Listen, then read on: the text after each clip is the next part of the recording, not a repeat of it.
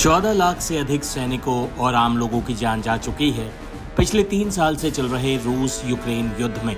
Ukraine के मुकाबले कहीं अधिक ताकतवर मुल्क रूस को कहीं अधिक नुकसान भी उठाना पड़ा है। रूस के लगभग 10 लाख सैनिक इस युद्ध में शहीद हुए हैं, तो वही यूक्रेन के सैनिकों का आंकड़ा 4 लाख के करीब है। इंसानी जानों के अलावा अरबों डॉलर की संपत्तियों का नुकसान हुआ है, लेकिन अब ये जंग आर या पार का रूप लेती जा रही है।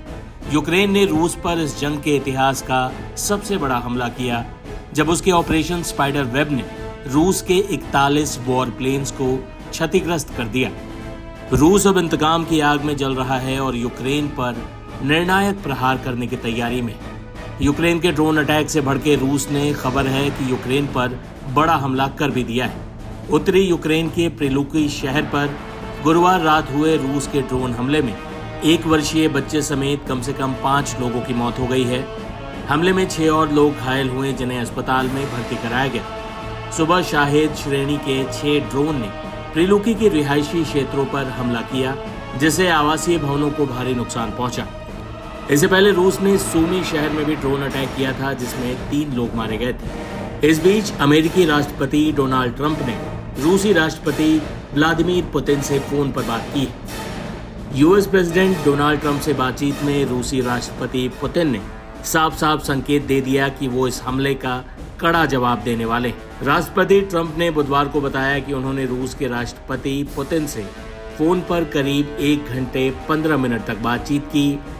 ये बातचीत यूक्रेन की तरफ से रूस के एयरबेस पर ड्रोन हमले के बाद हुई। ट्रंप ने कहा कि ये बातचीत अच्छी रही, लेकिन इससे तुरंत शांति नहीं आएगी।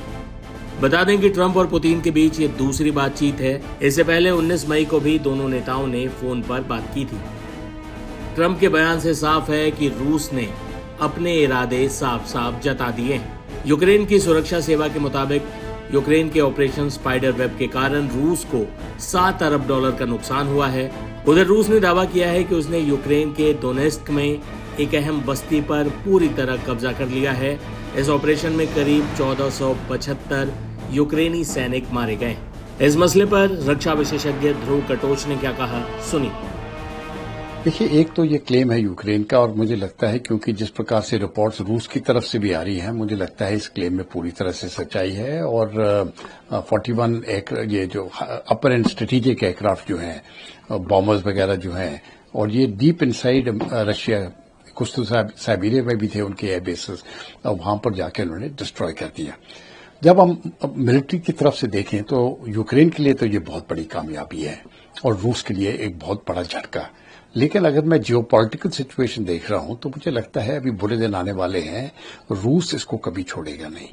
और जो अभी शांति की बात हो रही थी, 2 तारीख को सब मिल रहे हैं जब और शांति बात होगी, मुझे लगता है कि वहां पर सफलता मिलने वाली नहीं है और ये युद्ध और बढ़ेगा। और खतरा ये है, अगर इस प्रकार से चलता रहे तो ये न्यूक्लियर युद्ध तक भी जा सकता है। जानकारों की माने तो आने वाले दिनों में रूस और यूक्रेन के बीच जंग और खतरनाक रूप ले सकती है। यूक्रेन का ये जो हमला है, ये मेरे ख्याल से मिलिट्री और वॉर हिस्ट्री में एक बहुत ही यूनिक हमला माना जाएगा।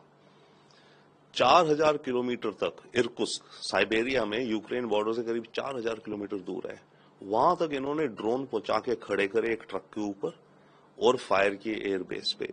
देखिए, ये टेक्नोलॉजी तो अवेलेबल है, सॉफ्टवेयर है, रिमोट ड्रोन्स चलते हैं इत्यादि, राइट। बट इस अटैक में जो अहम चीज है कि वो लॉजिस्टिक्स है। यूक्रेन कैसे ड्रोन्स अपने बॉर्डर से रशिया के अंदर ले गया, वहां पर ट्रकों पे लदवाए, वहां की कोई लोकल ट्रक कंपनी से लदवाए, वहां पर कुछ वुड के घर बनाए लकड़ी के कि भाई हमें यहां से वहां ले जाने हैं, और उनकी छत पे इन ड्रोन को छुपा दिया गया। हजारों किलोमीटर ट्रक चलते गए, पुलिस ने जहां रोका, नाकाबंदी है जो भी करी, ट्रक ने दिखाया कि देखो मैं तो ये वुडन हट्स ले जा रहा हूं उस डेस्टिनेशन। उन्होंने देखा फॉल्स सीलिंग में ड्रोन दबा रखे थे। वहां जब पहुंच गए उस एयरबेस के पास, वो ट्रक वहां खड़ा हो गया और रिमोटली कंट्रोल करके ऑर्डर दिया। तो ये लॉजिस्टिक्स की बहुत बड़ी एक जीत है। रशिया को डेफिनेटली बहुत बड़ा नुकसान हुआ है। यूक्रेन तो कह रहा है 41, बट रशिया कह रहे हुए हैं चाहे कम हुए हों। क्लेम है कि करीब 8 बिलियन डॉलर 7 बिलियन डॉलर तक के प्लेन्स ध्वस्त हो गए हैं। 1/3 जो क्रूज मिसाइल कैरी करने वाले एयरक्राफ्ट हैं रशिया के, वो उड़ा दिए गए हैं। तो ये बहुत ही डीप और घातक अटैक है रशिया के ऊपर। रूस यूक्रेन में जारी भीषण जंग को लेकर रिटायर्ड मेजर गौरव आर्या का क्या कहना है, सुनिए। पश्चिमी देशों में फिर से विश्व युद्ध का डर। योगोव के ताजा सर्वे ने सबको चौंकाया। सर्वे में शामिल 55% लोगों ने माना कि एक और वर्ल्ड वॉर संभव है, जबकि 76% ने माना कि वर्ल्ड वॉर में परमाणु हथियारों का इस्तेमाल भी होगा। और अगर ये होगा तो फिर समझ लीजिए कि कैटास्ट्रॉफी क्या होगी, उसको शब्दों में नहीं बांधा जा सकता। लेकिन कहा जा रहा है कि वर्ल्ड वॉर, बहुत सारे लोग तो ये भी कहते हैं कि इट इज ऑलरेडी ऑन, ये और भड़क जाएगा। लेकिन ये पहले से चल रहा है, कम ज्यादा ये चल रहा है, और देश भी कम ज्यादा इसमें मुलव्विस है पहले से। क्या मेजर आप भी मानते हैं ये बात? ये मैं मानता हूं। ये जिस तरीके का वर्ल्ड वॉर हम लोग समझ रहे हैं कि पूरी दुनिया आग में जलेगी, ऐसा नहीं होगा। लेकिन आप देखिए ना, एक तरफ इजराइल हमास का जिसमें ईरान तक शामिल है, जिसमें पूरा मिडिल ईस्ट जल रहा है। दूसरी तरफ ये रशिया यूक्रेन की लड़ाई, जिसमें पूरे यूरोप में फैलने का अंदेशा है, और पूरा यूरोप अपना डिफेंस का बजट बढ़ा रहा है। क्यों बढ़ा रहा है डिफेंस बजट? क्यों? हम तो यहां पे टेलीविजन स्टूडियो में डिस्कस कर रहे हैं। यूरोप की कंट्रीज, जो नेटो की कंट्रीज हैं, काफी सारी उसमें यूरोपियन कंट्रीज हैं, नेटो के देश कह रहे हैं कि 5% ऑफ जीडीपी हम कमिट करते हैं। आप सोच लीजिए, कोई भी देश, छोटा देश कहता है 5% जीडीपी डिफेंस में जाएगा। आप सोच लीजिए वो क्या करना चाह रहा है, उसको कितना खतरा महसूस हो रहा होगा कि अभी रूस आएगा। जिस दिन पुतिन सनका, मैं आपको बता रहा हूं, ये जो छेड़ रहे हैं ना इसको, ये क्यों छेड़ रहा है?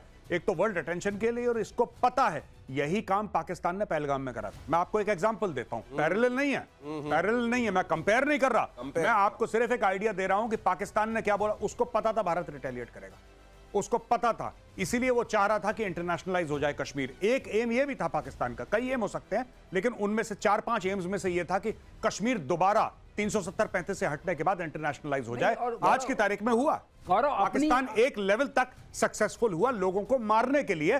कश्मीर का इश्यू इतना इंटरनेशनलाइज नहीं हुआ, लेकिन हां, उसने भारत में आके इनोसेंट सिविलियंस को मारा। यह बात सच है। नहीं गौरव, ये भी तो था, पाकिस्तान को ये था अपने आप को हाइफनेट करना था भारत के साथ। भारत प्रॉस्पेरिटी में इतना आगे बढ़ रहा था, चौथे कदम में पहुंच रहा है इकोनॉमी में, but still they wanted to hyphenate and वो इंटरनेशनलाइज करना था। तो कैसे करेंगे?